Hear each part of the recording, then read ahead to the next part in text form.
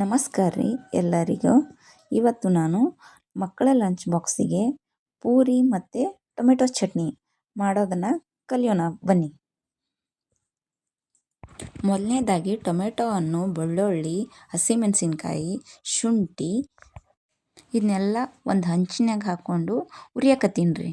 ಸ್ವಲ್ಪ ಎಣ್ಣೆ ಹಾಕಿ ಉರಿಬೇಕ್ರಿ, ಚೆನ್ನಾಗಿ ಹುರ್ಕೋಬೇಕ್ರಿ. ಹುರ್ಕೊಂಡಾದ್ಮ್ಯಾಗ ರೀ ಸ್ವಲ್ಪ ಹಸಿ ಕೊಬ್ಬರಿ, ಕೊತ್ತಂಬರಿ, ಕರಿಬೇವು, ಉಪ್ಪು, ಜೀರಿಗೆ ಇವನ್ನೆಲ್ಲ ಹಾಕಿ ಮಿಕ್ಸರ್ ಹಾಕ್ಕೊಬೇಕ್ರಿ.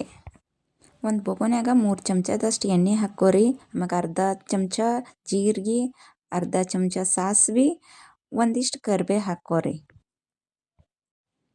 ಆಮೇಲೆ ಮಿಕ್ಸರ್ ಹಾಕಿಟ್ಟಿದ್ರಲ್ರಿ ಅದನ್ನ ಹಾಕಿ ಚೆನ್ನಾಗಿ ಕಲಸ್ಕೋರಿ. 1 ಕಪ್ ಮೈದಾ ಹಿಟ್ಟು ತೊಗೊಂಡು ನೀರು ಹಾಕಿ ಕಲಸ್ಕೋರಿ. ಬೇಸ್ನಾಗ ಚಲೋತ್ನಾಗ ಕಲಸ್ಕೋರಿ. ಕಲಸ್ಕೊಂಡಿಂದ ಸಣ್ಣ ಸಣ್ಣ ಉಂಡೆ ಮಾಡ್ಕೋರಿ. ಉಂಡೆ ಮಾಡ್ಕೊಂಡು ಅವನ್ನ ಹಿಂಗಚ್ಚರ ಲಟ್ಟಿಸ್ಕೋಬೇಕು ನೋಡಿರಿ. ಒಂದು ಪಾತ್ರೆಯಾಗ ಎಣ್ಣೆ ಕಾಸಕ್ಕಿಡ್ರಿ. ಆಮ್ಯಾಕ ಅವನ್ನ ಲಟ್ಸಿದ್ದನ್ನ ಎಣ್ಣೆಗೆ ಹಾಕಿ ಕರಿಬಿರ್ಬೇಕ್ರಿ.